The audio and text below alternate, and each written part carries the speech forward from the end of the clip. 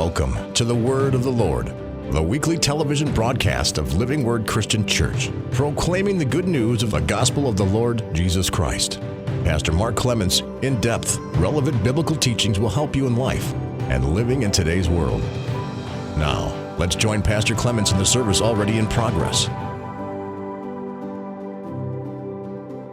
We won't have very long this morning, but we are going to at least crack the surface, scratch the surface of the next piece of the armor of God, and look at that. Before we do, let's review real quickly. We've been doing this series. We've been sharing this series with you on spiritual warfare,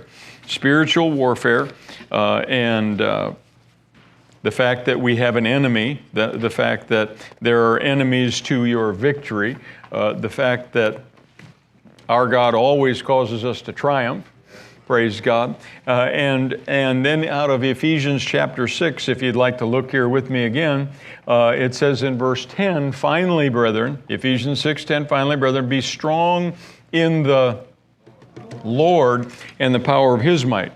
Therefore, it says, armor yourself with God's armor.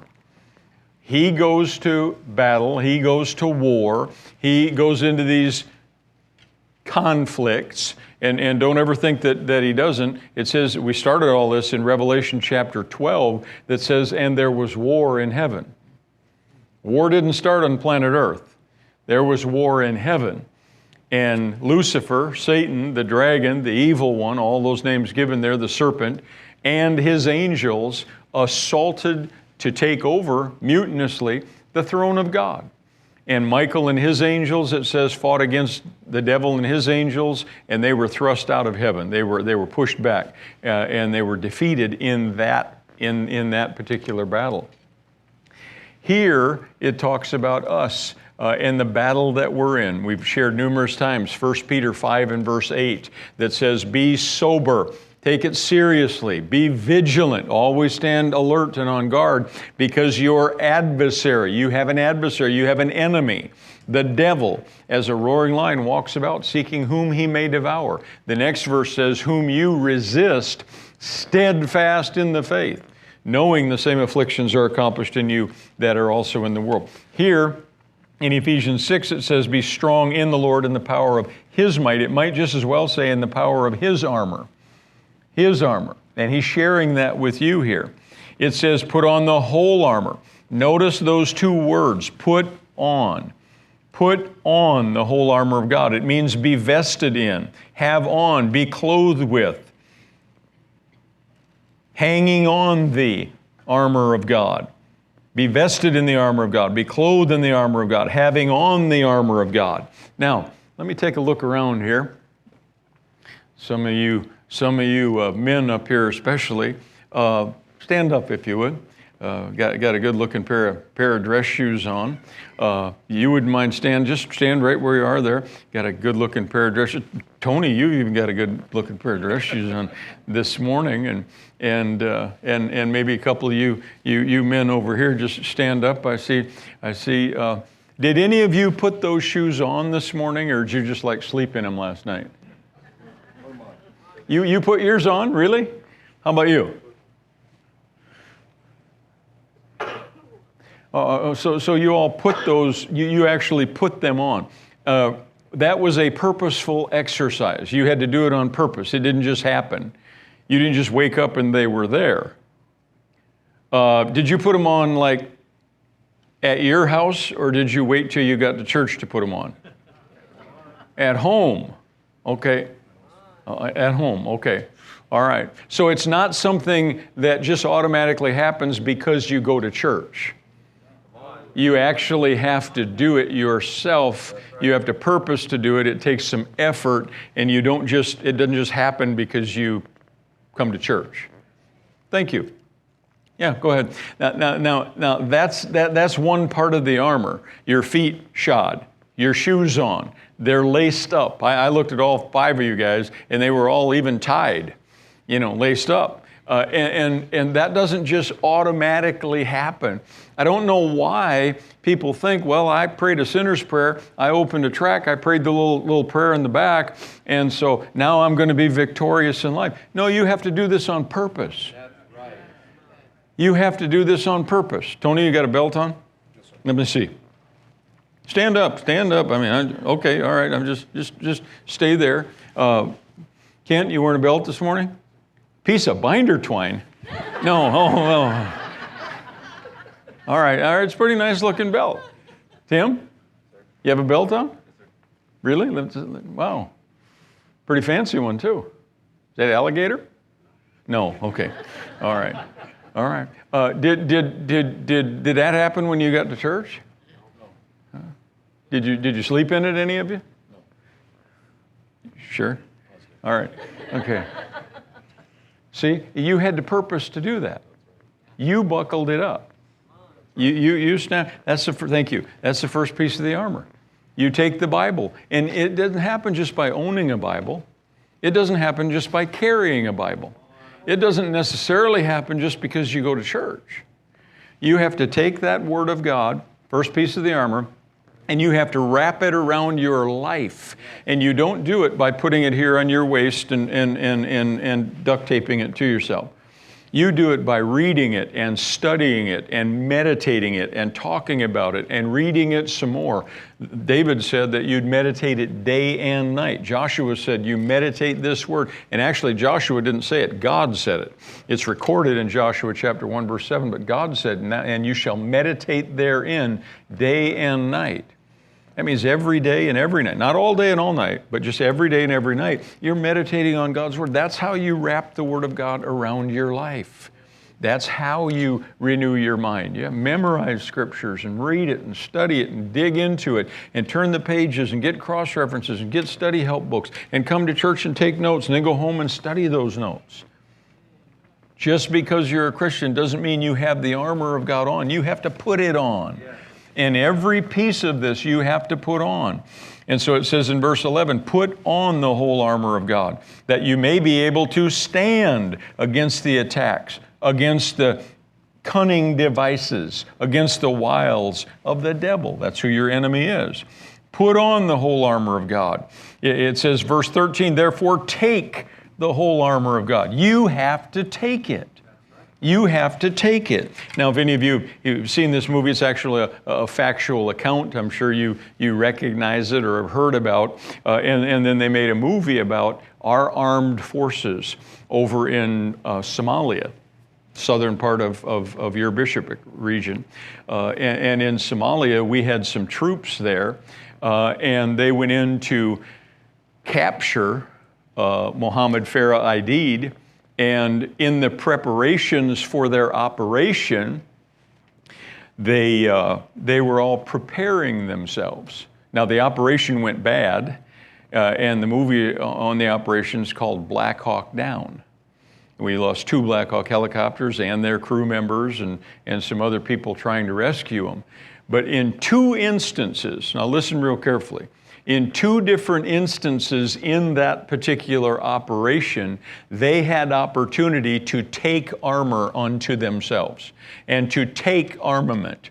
First of all, before they left, and then secondly, after they were soundly defeated, and after the second helicopter had gone down, then they were mounting a rescue mission. And they had to come back and they had to re-armor. And both times you see a difference. If you watch the movie, I wouldn't recommend it. It's pretty graphic and it's fairly horrific. And it just wouldn't be great viewing for everybody.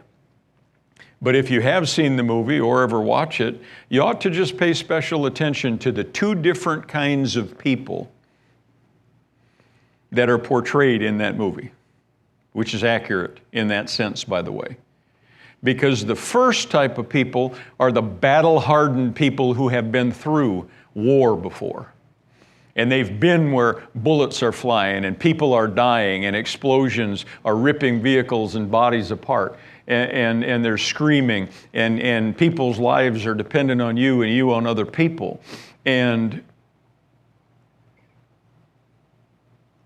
The second kind of people are the cocky young big mouths that have never been in a fight. Now, I say that real carefully because I'm about to talk to some of them who attend church here. Because when the pastor stands up and talks about how important every single solitary piece of your spiritual armor is and puts, quote unquote, too much emphasis on it and, quote unquote, takes it too seriously and, quote unquote, it's not really that big of a deal and, quote unquote, Pastor Clements overemphasizes church attendance and worship and tithing and prayer and witnessing, and it's really not that big of a deal that he makes it to be. See, those are the young, cocky big mouths that have never really been at war, that have never been in this spiritual conflict to see the difference between life and death and eternal life and eternal death, and look and see what it costs people to have their lives absolutely decimated by the spiritual enemy of all mankind, and they think they can get along without a little bit of this armor or with just little bitty pieces of it. If you watch in that factual account of that movie, they're fitting up for battle. They're fitting up to go into Mogadishu. They don't know what they're going into. They are in no way prepared for what they're about to face. Because what they think is a force of somewhere between 50 and 100 turns into a force of 3,500 to 6,000.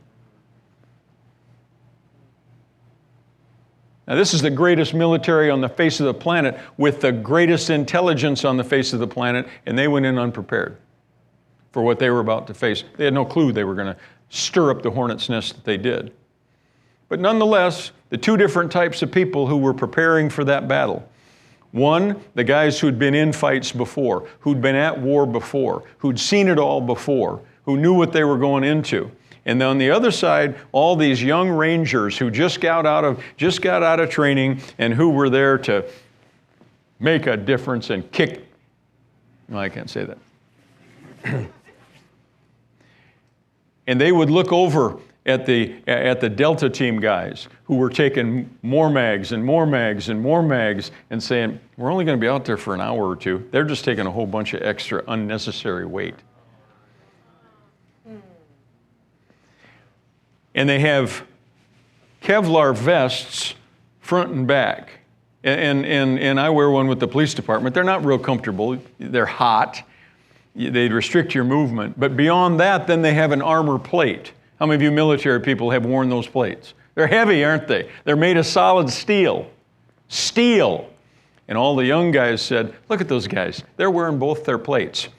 And Big Mouth says, well, I'm telling you one thing. I'm not taking my rear plate. I'm taking it out because I don't plan on running away and getting shot in the back. And later on, he's surrounded. And guess what happens when you're surrounded? And he gets shot in the back. Look at those guys. They're taking extra canteens of water. Look at them. We're not taking that. That's just extra weight. We're not going to be out there that long. We don't need extra water. And so they didn't take any extra water. They were out there for 14 hours instead of the 30 minutes to 60 minutes that they intended to be out there.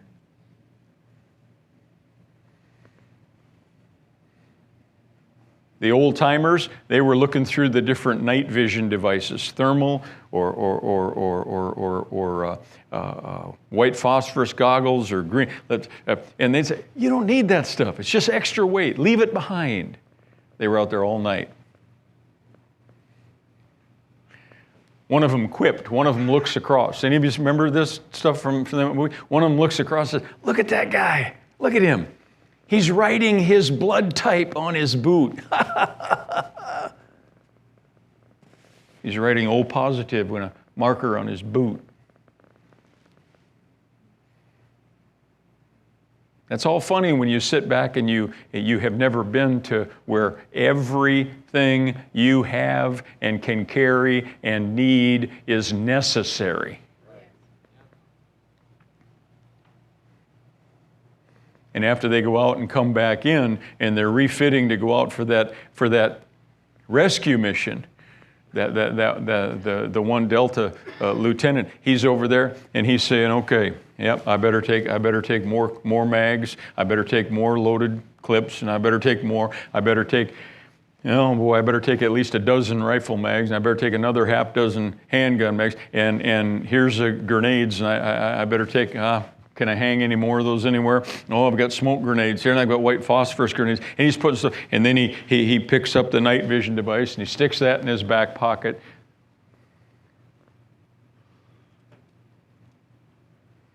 You know what your Bible says? Your Bible says all out on the table before you is the Word of God, and preparation to evangelize, and the helmet of salvation, and the breastplate of righteousness, and the shield of faith. And it's up to you whether you sit back and determine and decide you probably won't need that today.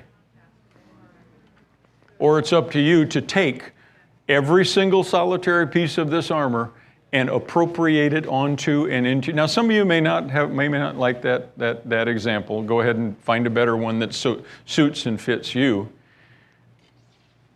That one just is about war, which spiritually you and I are in. And it's about taking the armament and weaponry that has been made available to you, or leaving it sit on the table because you're convinced it really isn't that necessary at all. Take unto you, verse 13, how much? The whole armor of God, that you may be able to withstand in the evil day, not fall. There's no glory or honor in falling in the evil day, being taken out. And having done all to stand, stand therefore. And now he's going to list these 7 pieces of armor. The first is the belt or girdle, the word in the King James is used, of truth. The word of truth. We covered it. We took a whole service. 2 Timothy 2:15, study to show yourself approved, a workman needing not be ashamed, rightly dividing the word of truth. The second half of that verse, having on the breastplate of righteousness. And we talked about 2 different elements of righteousness. One is what? Right standing, and that's 2 Corinthians 5:21. Jesus bore our sin that we might be the righteousness of God in Him. That's right standing. You're right with God. Right standing. The second is right living. Remember these 2? He leads me in the paths of righteousness. One is right standing, and that's your position with God. And one is right living. Just because you have right standing doesn't necessarily mean that you're living right. And just because you're living right doesn't necessarily mean you have right standing with God. I was asked a question about if I'm not living right, does God still love me? If I'm not living right, does God still love me? There's absolutely no question. God still loves you. That really, it's not the right question. It's not the right question. Do you love me? Here we go. Okay. Does God love me? Isn't that a great question? It is. It's a really simple answer. God loves you. God has always loved you. God loved you before you ever came into existence. God will always love you. That's not the right question to ask. Does God still love me? Here's a question.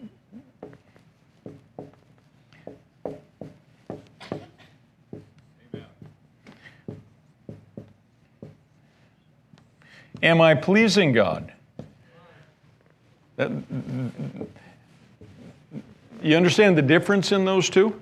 How many of you have, should I pick on children again, parents? All right, okay, we will. How many of you have children? You have children? How many of you are children? Okay. Let me see your hands again. I just want to scan. How many of you were somebody's child? Okay, whoever raised you, whoever you were living with, I'm thinking, I'm my parents' child, my mom and dad, they go to this church when they're here and stuff. But I spent a fair number of my summers out at my grandparents' and my uncle and my grandma and grandpa. During that time, they raised me. Oh, they loved me like a son. But I don't think I was always pleasing to them. I broke things. I let the stock tank hose run when I was supposed to shut it off and go check it back in 15 minutes, and Marky let it run, and now the whole yard's full of water in a big mud hole. So did they stop loving me because I did something that wasn't pleasing to them? No, they still love me. Do you stop loving your children because they do something that's not pleasing to you? No. But do your kids ever do something that's not pleasing to you? Okay. Those are two different arenas, aren't they?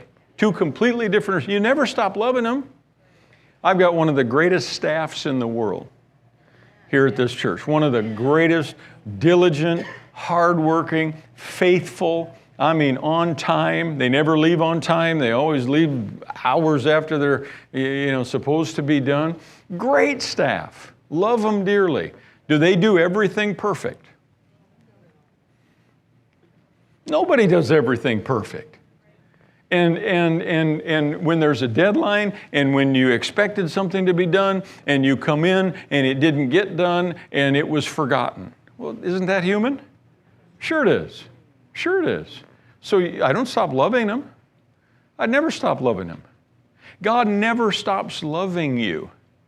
That's not the question to ask. Do I still have right standing with God? The question to ask is, am I living right before God? Am I living right? I'm looking right at Philippians chapter 2. It's just a page to the right. And it says that God is at work, verse 13, Philippians 2:13, God is at work in you both to will and to do what is well-pleasing to Him. That's God is at work in you to do the things that are well-pleasing to Him. 1 John chapter 3 and verse 22, talking about prayer and what we ask, we receive because we keep His word and do those things that are pleasing in His sight. So that's part of that whole study on righteousness of, am I right with God? Yes. But there's another question to ask, and that is, am I living right before God? Right standing and right living. The next piece of the armor we've covered already this morning, and that is the preparation to preach the gospel, being prepared.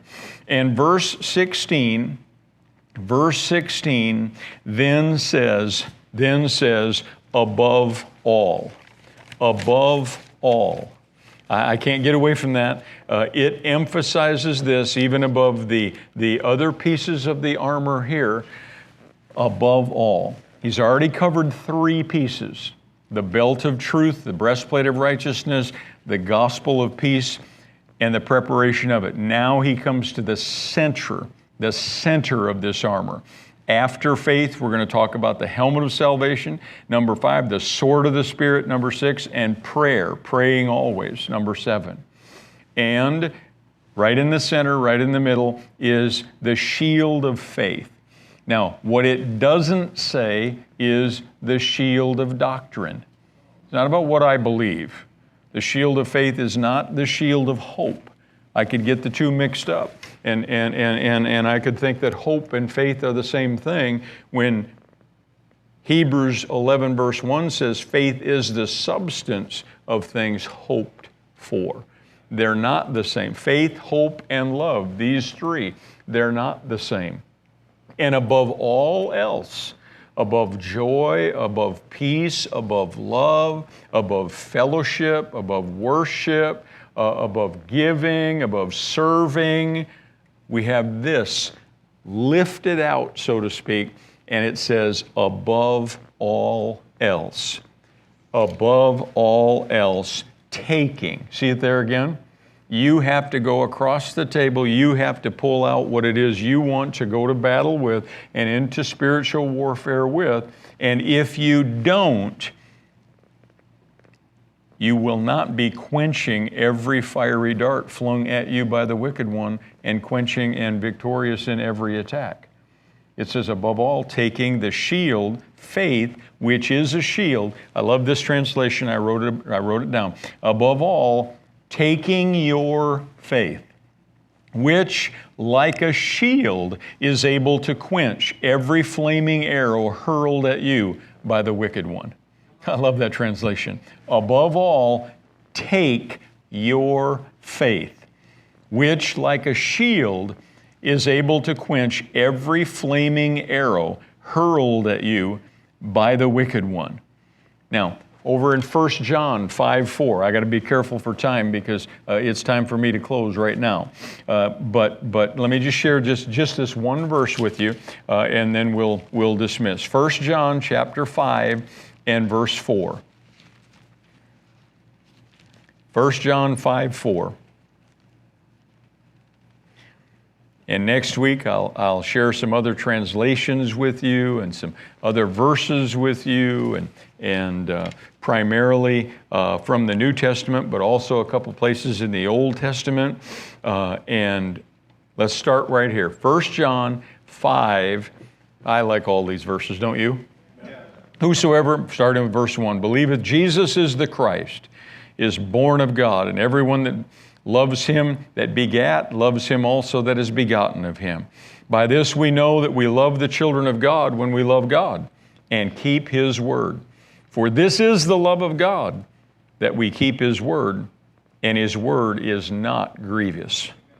For whatsoever is born of God overcomes the world. Whatsoever is born of God, are you born of God? Yeah. Been born again? Whatsoever is born of God. It doesn't say is overcome by the world. It says whatsoever is born of God overcomes the world. And this is the victory. Say that with me. This is the victory. Say it again. This is the victory that overcomes the world, even our faith. Even our faith. Even our faith. There's a personalized component to that particular statement. Even your faith, even my faith, even our faith.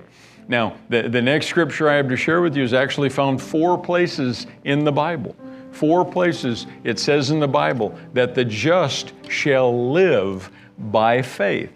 The just shall live by faith. But the first time it's found in the Bible is in Habakkuk chapter 2, verse 4. I'll just have them put it up on the screen and we'll close with this verse. Habakkuk 2 and verse 4 says, behold, his soul which is lifted up, that's pride, arrogance, is not upright in him, but the just, that's the people who have been declared righteous. Those are God's true children, that he's made the declaration they are right with me because they've accepted my Son, Jesus the Christ. The just shall live, what does it say? By his faith. The just shall live by his faith. Now next week we'll go through our Bible and we'll see that just because I'm a believer, it took faith to accept and receive what God's Word said, maybe what someone shared with me, and to accept Christ. That's an act of faith.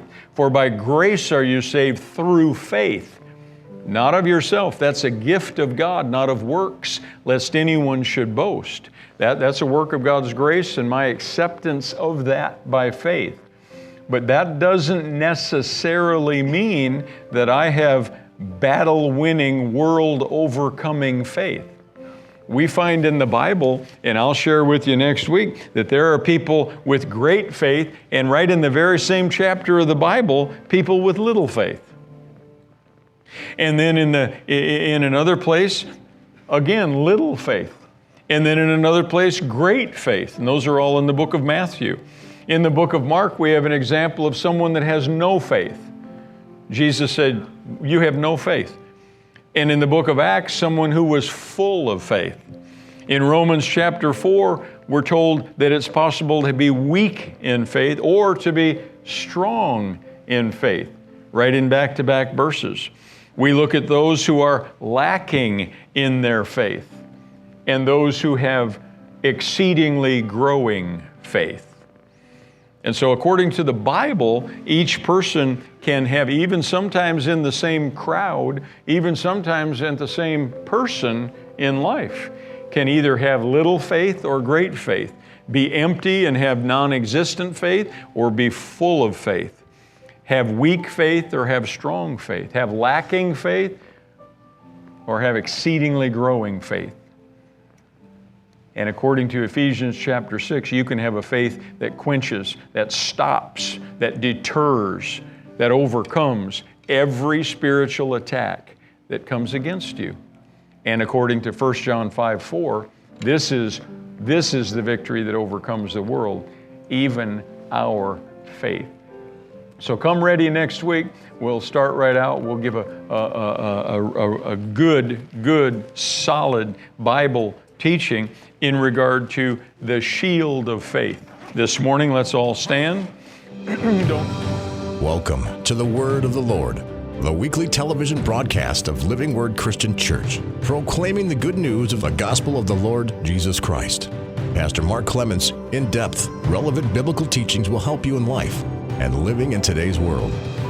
Now, let's join Pastor Clements in the service already in progress.